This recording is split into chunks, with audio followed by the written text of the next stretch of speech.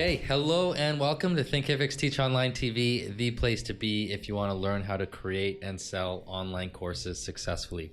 My name is Tyler Basu. I'm the content manager for Thinkific, and today I have the pleasure of catching up with one of our customers and a very successful entrepreneur and course creator. Her name is Tash Corbin. So Tash, thank you so much for taking the time to chat with us today. I'm excited to learn more about what you've been up to. No worries at all. Thank you so much for having me. So Tash, you've been an entrepreneur for a while now. In fact, before you created your first course, you were already working as a coach and facilitating masterminds and things like that. You have a number of courses now. I checked out your site on Thinkific. You've got some premium courses. You've got some free stuff. You've got some membership courses. Also a podcaster as well. You've got a fantastic show, and so you're putting a lot of content online to help build your brand and build your audience as well. And so there's a lot of things that you've been up to. But if you could just take us back to what you were doing even just a couple of years back before you created your first course. What did your business look like then? And then we'll talk about why you decided to get into this space and start making online courses. Yeah, for sure. So I started my business in 2013. So we've been going for a little while now. And a couple of years ago, I was still like 90% of my income was coming through working with people one-to-one or working with small intensive masterminds. And whilst that was, doing really well and financially, it was actually, I got to six figures quite quickly in my business. I really wanted to create courses. Initially, it wasn't even for me. It was for my clients. There were so many people who couldn't afford to work with me one-to-one because I got quite busy. And so I needed to increase my prices for one-to-one work. And so I became inaccessible to a lot of my tribe quite early in my business. And so I really wanted to create online courses because a lot of what they needed to learn from me was actually quite straightforward. If I could just step them through the process, they could go off and do that. So my first courses were about things like getting your first clients online and using Facebook groups for business. And, some of those things where if I was working with them one-to-one, I would just be repeating what I just told to the last person anyway. And so I really wanted to get into course creation, but I really struggled with the platform stuff. So I experimented with having a full-time tech person on my team, which cost me so much money. And she spoke tech and I spoke content, and we just couldn't get it together. Okay. And then I purchased another very expensive platform, and I was paying all this money every month, and I just wasn't it was the tech side actually, and the platform side was what was holding me back from getting out there and serving my clients. And so, things were pretty tough. I guess I would say, 20 hours a week I was working with clients, and then 20 hours a week I was fighting technology. That's how I feel like my life was. Yeah, that's no good, especially in your case, because that's time away from working with clients, and it's time away from creating content that can reach more people and help the clients that you do have. So we weren't the first platform that you found. You experienced some challenges with a few other platforms. What were some of those main challenges that you faced from a technical standpoint? Then finally, when you did say, I've had it with this, I'm looking for something else, how'd you find us and why'd you choose us? So the biggest issue that I had was from a customer perspective, it wasn't a user-friendly environment, and they weren't getting through the course material. So course completion rates were super low. And for me, I don't just create courses so that I can sell them and make money. I create courses because I want people to actually get the result. And so people weren't getting the result. So then I couldn't afford to keep going with the full-time tech person because it was costing me thousands per month. So I decided to find a platform solution, and then I purchased a platform, and it was costing me, everything's in US, but it was costing me in my currency, it was about $300 a month for the platform. But then what ended up happening with that platform was some of the user end experiences were easier, but then the back end for me was really difficult, and it didn't look great. It was it looked like it started to get that everybody's things all looked the same. And also like the templates were all really hardcore sales focused. And then it was, you didn't just, like, I wasn't just required to build the course. I had to pre-think about what was the steps before the course and what was the sales process into the course, and, you know, all of these sorts of things as well. And whereas when I get inspired and I want to create a course, or I've got a thing that I want to share with people, I just want to get into course creation. And then once it's done, then I can get out there and start thinking about my sales processes and how I would, you know, do a launch and that kind of thing. And I just found it was really not flexible. And again, I was spending all of this money, and I was spending the money before I could even get into launching.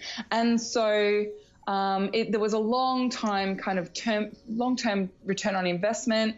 I had my membership program, the Heart Center Business Academy. I had it in that platform, and that was the first thing I built into that platform. It took me about 6 months to get it all set up because it was drip fed, and you had to manually build out all of the different drip feed stuff. And yeah, it just took me a long time. And I just felt like the platform was holding me back. And so I wasn't particularly looking for a new platform at the time. I'd kind of just like was being really stubborn and like, no, I've spent months building on this thing. I'm going to finish it. I'm going to build the next thing on it. And actually a friend of mine had discovered Thinkific, and she was playing around with it, and she just said, this is sexy. It is so good.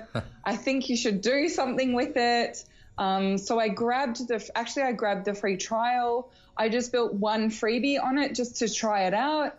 And it was it was like you guys had thought of everything. And I just felt like, you know, back then you didn't have the beautiful landing pages and sales pages that you have now. You know, it was a lot more simple. But even that was just so much better for me than trying to battle technology and feeling like I couldn't get my content out there. I couldn't get my courses out there because I was just so busy with the behind the scenes and the administrative side. And so, yeah, I found I had to play around with it. I actually ended up talking to Greg Smith and saying, this is an amazing platform. I need to share it with my entire community because I have a community now of 20,000 women. Like, we need to get you in front of everyone. And at the time we were celebrating our 10,000 members, and he came along to the party and everyone just called him that hot guy from Canada. And then we were all sold.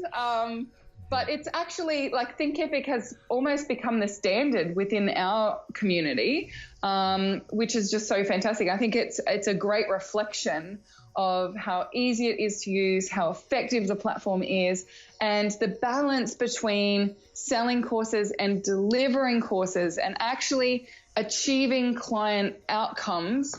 I think is, you know, really commendable for the Thinkific platform, and I don't battle anything anymore. It's just a joy to create. So that's fantastic. I really appreciate that feedback, and I'll definitely pass it on to the team, because we do try to have the platform that's easy for users, for a student from their point of view, but also for somebody who's a content creator, who's a course creator, but who doesn't want to be bogged down by the technology and just wants to be able to focus on creating, because that's what their strength is. So creating a course on Thinkific, you've done that, but you've also moved courses. So what was that experience like? How was it for you to move the courses that you had on another platform over to us? Well, it was really easy because you guys did it for me, which was really cool. So I used the "We Do It For You" service. Oh, perfect. and honestly, like I would have paid 10 times as much. Like, seriously, it was just so smooth, so simple. And I also got a debrief that just told me, okay, well, these were the pieces of information that we didn't have that you might want to go in and update. And honestly, it took me maybe 48 hours to get everything moved over. It was no stress. I was instantly paying less for my platform, and yet it was really beautiful. I was able to send out a few quick, simple emails to all of my enrolled students, and it was absolutely perfect. So, yeah, I highly recommend. Even like I was deep in the trenches of another platform, and actually the move was simpler than me updating one thing on the other platform. So yeah, I highly recommend if that's what's been holding people back is that they're freaked out about the move, then like have a chat to the support team. And I actually think I could have done it myself quite simply, but the fact that I didn't have to was a beautiful bonus as well. Yeah. Oh no, that's great. Thanks for the feedback. So Tash, I've got a few questions for you, just about how you've built your online course business. And a lot of the people who watch this will already be using Thinkific. Some will be on other platforms. Some might not even be creating courses yet. And so I want to make sure I ask you a few questions that would be valuable for every one of those people. And we speak with a lot of like coaches and consultants who are thinking of creating a course. And they want to, they want to productize their knowledge, and this is something that you've done. So I'm just curious, at what point did it make sense for you when you were working with clients one-on-one and you're trading your time? At what point in that business model did you decide that the next logical step was to start creating some online training to offer to your clients and even to sell to other people as well? Yeah, well, there were three kind of major factors for me. Number one was my one-to-one product, my one-to-one work was becoming inaccessible to the majority of my tribe. So that was a big trigger point for me. You mean number two, like the price was? Price-wise. Okay, so I'd got to the point where I was charging $400 to $500 an hour. And for people who were starting out in business, it just wasn't an accessible price point for them. And so I wanted to create something that was an accessible price point and that still helped them to get the outcome so that they could then, move into the space where they could afford to be working with me more one-to-one if they wanted. So that was number one, was definitely pricing. Number two was that I was starting to feel like I was on repeat when I was talking to clients. So there was always this like core fundamentals of getting started in online business that I was repeating for every single client. And it meant that my one-to-one work was starting to become a little bit boring for me, I'll be honest with you. So I just feel like I'm telling the same information over and over again. And then what I was doing, I was creating all these free handouts, and I had created a little book and all of this kind of thing to try and get that information to people. But that's not my target market or my tribe's preferred learning style, is like reading through all of the instructions. And so quite a lot of them were saying to me, you should be putting this into a course. Like this is quite simple once you know what the steps are, and if you explain it so well. So that was also one of the contributing factors. And then I think for me the third one was there was a desire to start to move my income into being more leveraged. And so whilst I don't do a lot of passive income courses, like I don't do a lot of courses where people just like self-study, you go away and do it and you don't get to talk to me ever. Most of my courses come with a live group call or a community or, Q&A sessions and that kind of thing. And it allowed those Q&A sessions to be a lot more specific and a lot more targeted to, okay, well, now I've tried this. Now what do I do from here? But at the same time, my price increases were working, and I was, I made it to six figures without a course. Like, I don't think it's a prerequisite. You can make great money working with people one-to-one. But for me, it was like I become inaccessible to most of the tribe and still like am growing my income that way, or I can have some other way of serving. And so courses were a really attractive proposition for me because I felt like I could uncap my income and also spend a lot more time. I love creating. Like, I'm a content creation machine, so I could spend more time in that creation space for myself rather than in the one-to-one work, and still feel like I'm engaged with my tribe. I still talk to my peeps every week. I've still got live calls going on, but it's a much more leveraged way of working for me. So those three things were the big triggers. Okay, no, that definitely makes sense. Another question I wanted to talk, or another topic I wanted to talk to you about was how you've been choosing what courses to create, because you have created courses on a number of different topics right now. So do you have any sort of research or topic validation process up front, or are you just kind of creating a whole course and hoping people are interested, or are you? Yeah. What's your approach there? These days, I'm very fortunate that my Facebook community is 20,000 members, so I have a very good finger on the pulse of what's going on for my peeps. So we have theme days in the group, and there's a day that's question day, and also when I share tips and things like that, I will see what resonates for people and what they're really like, what's so hot for everyone right now. Okay. And so that's how I do it these days. So I'll ask a lot of questions into my community. I will say, like, which would you prefer to learn about, A, B, or C? I will also look at podcast episodes and which ones have gone viral, which ones have got the most downloads, which ones get the most comments or the downloads of the content upgrade. So I can look at a lot of data nowadays. But when I first started, I actually did interviews with people who I thought could be potentially the right client for it. So my first course was about starting a business. So I actually went out into Facebook groups. I didn't have my Facebook group at the time, so I went out into other Facebook groups and said, you know, I'm thinking about putting something together for people who are in startup mode, but I need to interview some people to understand what's going on for you. If you'd be willing to give me some of your time, I'm happy to give you a free coaching session. So I did like a little swapsy with some people. And then I just asked people face to face, like, what is your biggest challenge right now? And how does that show up for you? And if you were to work with someone to get the steps, like, what would you want? And so I got a lot of really beautiful information from people that gave me the exact information I needed to be able to create a course that was of really significant value for them. And so then when I actually then created the course, I knew what the core objections would be. I knew what the problem was that I was solving. I knew what the aspiration was that I was helping people to achieve. And so, you know, from the get-go, I had quite good results with creating and launching courses. And I think a lot of the time, like, we get quite scared to talk to our potential clients, particularly in startup phase or when you're just moving into that phase. It's like, no, but then they'll think I'm trying to sell to them, or they'll think that, you know, they might think I'm gross because I'm trying to pick their brains. But actually, people just want to be heard, and it's not scary at all. And actually, like, even with my first course, which was starting an online business, I did some interviews. I think I interviewed 11 people.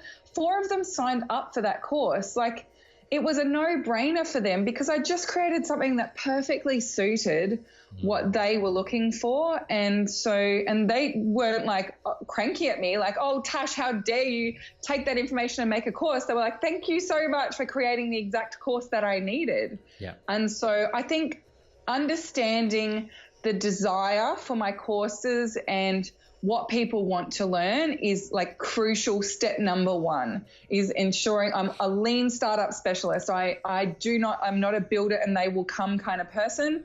I do not sink thousands and thousands and thousands of dollars into Facebook ads on a chance. Right. I don't even sink thousands and thousands of Facebook ads at all. I create based on demand, and I think that's why I've achieved so much success. That's incredible advice. And you know, we've seen people make that mistake where they create the course that they think is a great idea, and then they find out that nobody's interested, or they missed the mark a little bit, or it's just not quite right yet. So, but you're validating what people want to learn up front, and then you create it for them, so the demand is already there. Now, when you go into creation mode and you're making these courses, what types of content are you putting in a typical course? And if you could share like some of the equipment or tools or software that you're using and that you'd like to recommend. Sure. Yeah, well, I'm pretty simple actually. So most of my content is video-based content. I love teaching on video. I'll do a lot of recording myself on slides. So like it's slides with my voice over the top. So I use Canva to make the slides. I use a program called Capturer for Mac where I record. So it's it cost me like $6, I think, for that little app in the App Store. So it's nice and simple. One of the big things that I found early on was that one of the big reasons why people don't complete courses is they get overwhelmed with too much information. So in the past, where I would have a video, 12 video modules, and each module had a handout and an audio and this and a discussion points, and I overdid it. Okay. And so my best performing courses are always the ones where I keep it super simple. And I actually teach course building as well. And I say in my course builders course, what if you could get people from A to B in 4 steps, why make up 12? Like, why, if people ask you how to get to the corner store, why would you send them the long way? There's no point to it. And people think that they're making it look like the course is of more value on the outside. But then the reality is that when people get on the inside, you're overwhelming them and you're not making it easy and simple. So whilst you think that extra modules or extra content makes it more saleable, in essence, what you're doing is you're deprioritizing course completion and outcomes for your clients. So I stick to, if I can, 1 video per step. It will have 1 worksheet that's like a PDF, fillable PDF. I use PDF Escape, which is a free online tool to make my PDFs fillable. I use Canva for all my design. So I think I pay $100 and something a year for that. And I keep it pretty simple. All of my courses do have a private Facebook community that goes with them, so that people have access to ask questions, get in contact with me. And I'll also have a live call component of some sort. So I'll use Zoom meetings to run a live meeting. I can have up to 50 people in there at once. And, people just ask me questions, and I'll get them on screen, and we can sort of bounce our ideas back and forward, or I can just do a little bit of extra kind of support stuff and teach them that way. So most courses they contain the video and the handout, and then the supporting resources that help people get through the course materials are the Facebook community. I find that's huge for accountability and people actually getting in and sharing what they're up to, and then those live calls. So I keep it pretty simple, but it means that people can jump into my courses trusting that I will give them just the steps that they need. And if there's anything extra, or there's something that they feel like, oh, actually I don't know what to do with this, they have access to me to be able to get that support. So it's a pretty high trust-based model for my courses and programs. I'm so glad that you shared that advice, because it's important for course creators to realize that your course is meant to be the shortcut. To help somebody get from A to B. You're not supposed to dump everything that's maybe not even relevant or helpful and overwhelm them. You're supposed to help them get from one place to the next as quickly and as efficiently as possible. I know I've made that mistake. Like, I've made videos that should have been broken up into like 4 or 5 shorter videos, and I realized that afterwards. I'm glad that you shared that lesson. Now I'd like to talk about marketing a little bit. Can you share what's been working for you for putting together those sales processes, or ways that you've been marketing your courses? What has worked well for you? I love a good launch. So I run a 6 to 8 week launch project for each course. And so I love running webinars, and then having the upsell from the webinar being the course. And I do, in a single launch, I will do 2 webinars. So there'll be the first one that upsells to the course at early bird pricing, and then the second webinar will upsell at the full price. So I do love a really connected and structured launch in that way. I find in terms of lead magnets or lead generation, the more connected the lead generation is, the higher the conversion rate. So if I do webinars, I'll get, I might not get as many people sign up for a webinar as, if I got them signing up to, say, an ebook or something else like that. But the conversion into actually purchasing the course is super high. So as you had said at the start, I do have a bit of free content and free courses in my Thinkific platform as well. And so I'll promote those quite consistently. And then each of my freebies has a follow-up email sequence that will bring people into a different course if they want to go further with what they're learning. So I use a range of different things. Type of courses. Yeah, okay, introductory, and I have something that I call the library, and that has 3 different trainings in it. One is on starting a business, one is on creating a course, and one is on launching a course. And depending on which ones they're most interested in, I'll do some follow-up emails. Then it will send them into, a little automated email sequence that tells them about how else I can support them in that area. And I also, in that sequence, I give them lots of extra free content. So, I've got some mini ebooks. I've got some little mini video trainings, courses, that kind of thing, and also inviting them into the community so that they can see, just how effective some of these strategies can be. We've got some very successful women who've followed my processes. So that's some of the things that I use to do the promotion and marketing. I'm moving more now into some more of those Facebook ads, into, maybe doing a challenge and then having the upsell from there.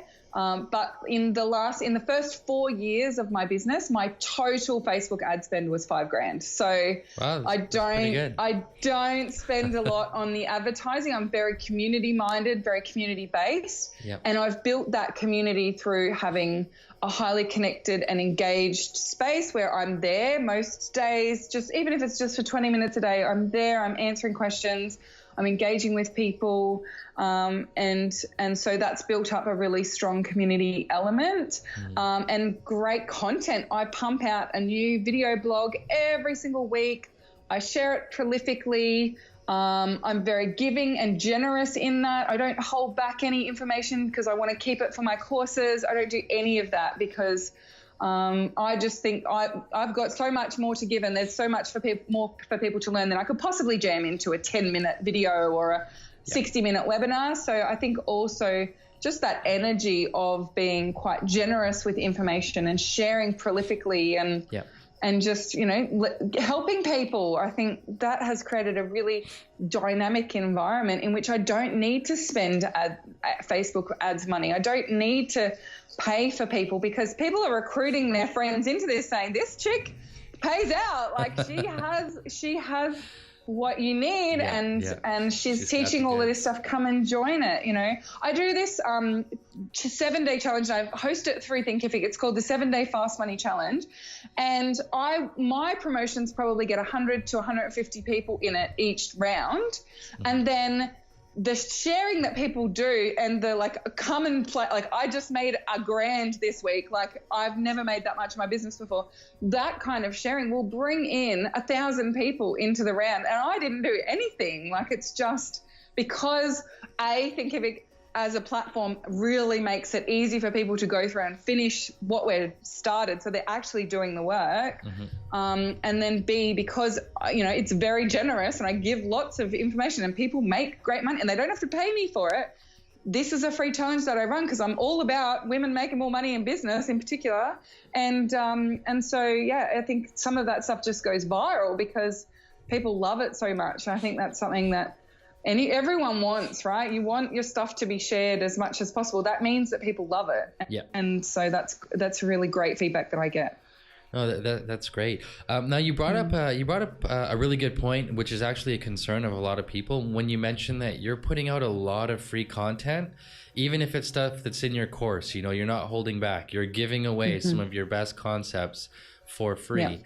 And I've heard from other course creators who, they hesitated to do that. They wanted to save their best stuff for their course and not give some of it for free, because the concern was, if I give away all the good stuff for free, why would somebody buy a course?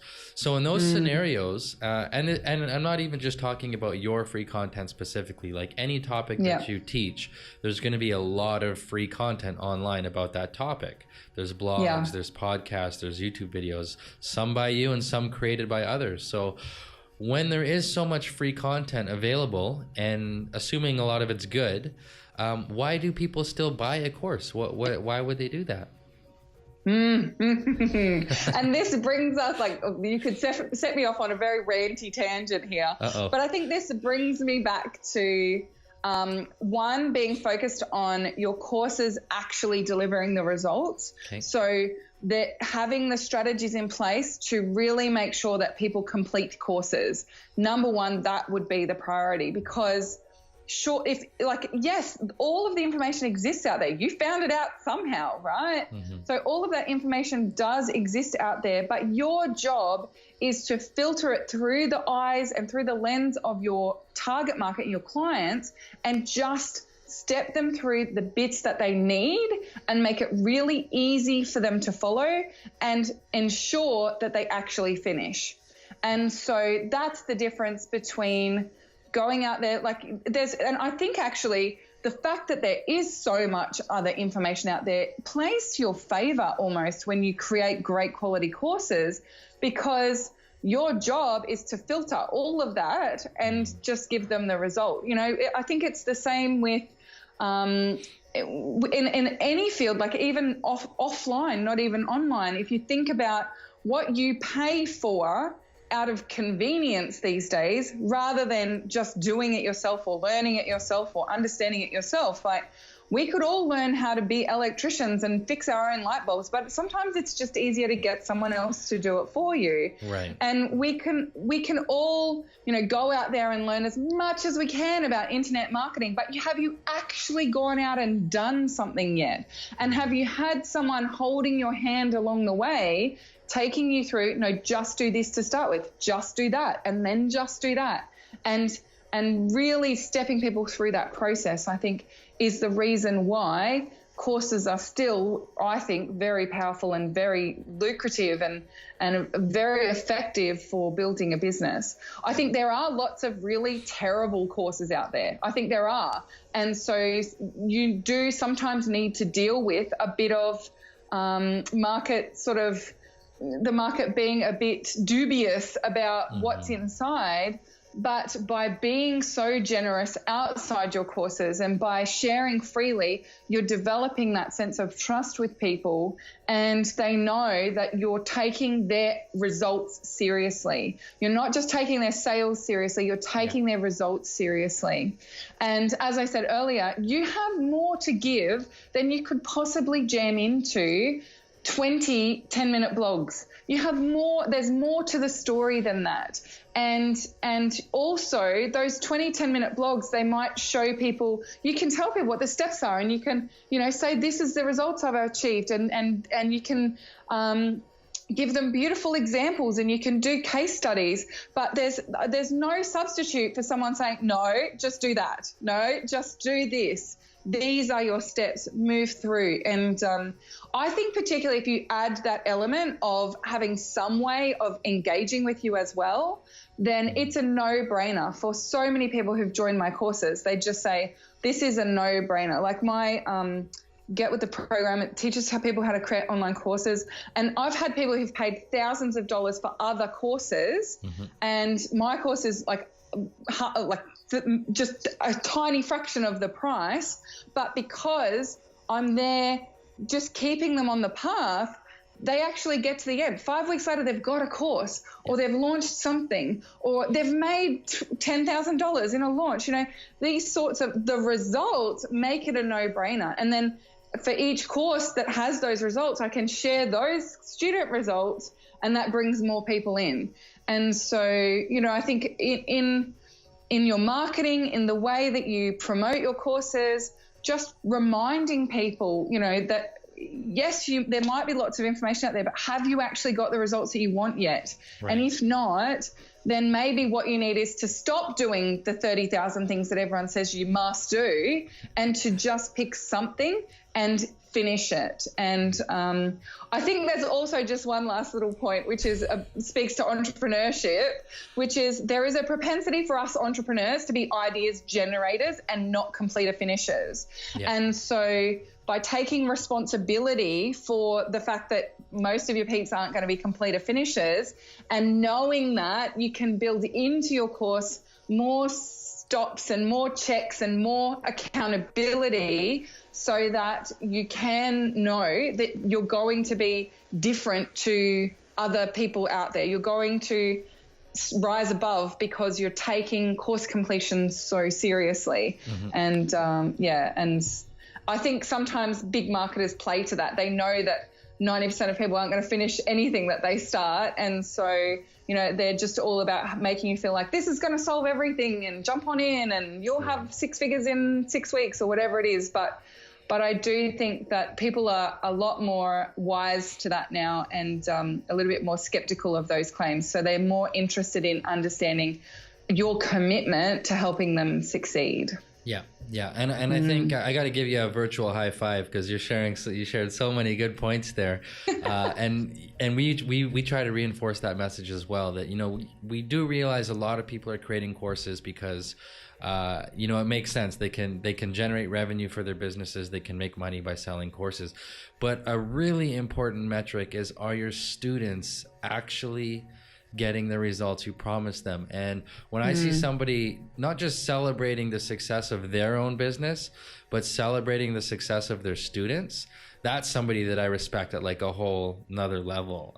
There's a lot of people that I've bought from because I saw them showing off their customers, not showing off themselves. And that just to me, I think that's that's admirable when you care so much about the success of your customers and your students.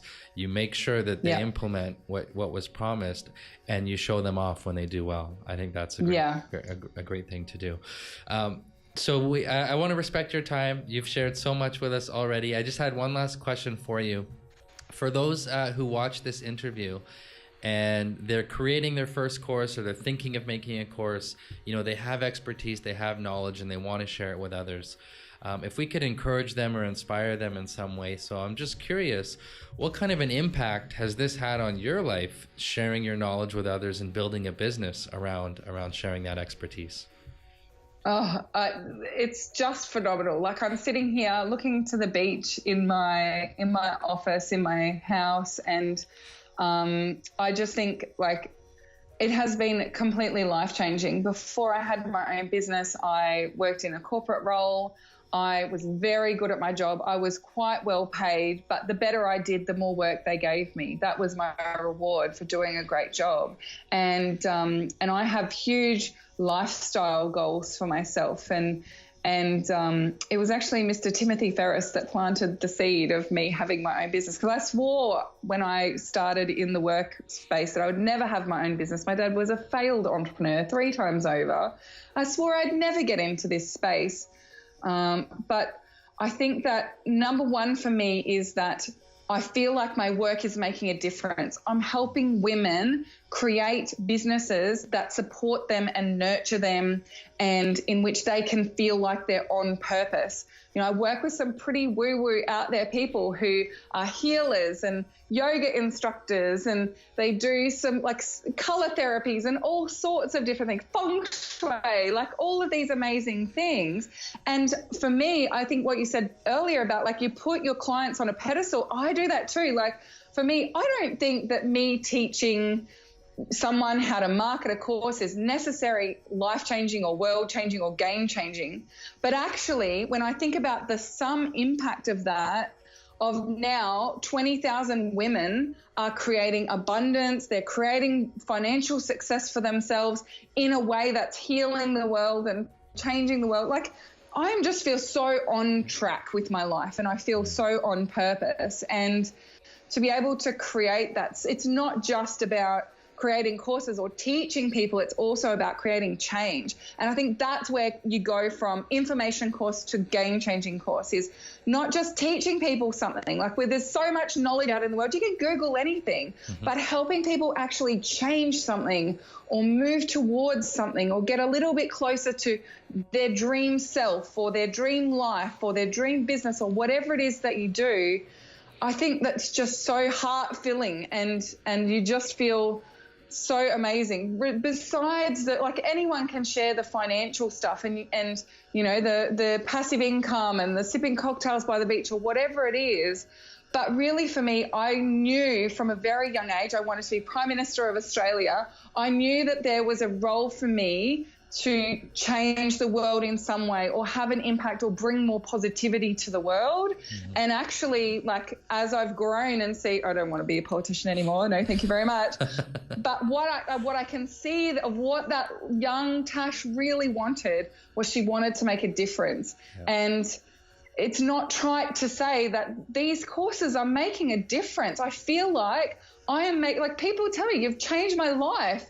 I've quit my job, I've retired my husband, or whatever it might have been, or I'm home with my kids and I don't have to ask anyone to take a day off when my kids are sick. I can just make that decision. Mm-hmm. And that for me just feels like little Tash is super fulfilled right now. She absolutely feels that she's making a difference to people, and I couldn't ask for anything more. That is just so heart-filling. I'll get all emotional in a minute. No, that's incredible. Thank you so much for sharing that with us, Tash. Now, if anyone wants to get in touch with you, learn more about you, take advantage of all the resources you've put together, is tashcorbin.com the best place we can send people? Absolutely. Yeah. And on my homepage is a link to the Facebook group as well. It's ladies only, sorry fellas, but the Facebook group is probably where you'll hang out with me the most. So if you want to find out what it's all about, go to tashcorbin.com and then all the details are there. There's links over to my free courses and lots of cool stuff that you can hang around and play on. Perfect. Well, this has been wonderful. Truly a pleasure to speak with you today, and thanks again for your time. Thank you so much.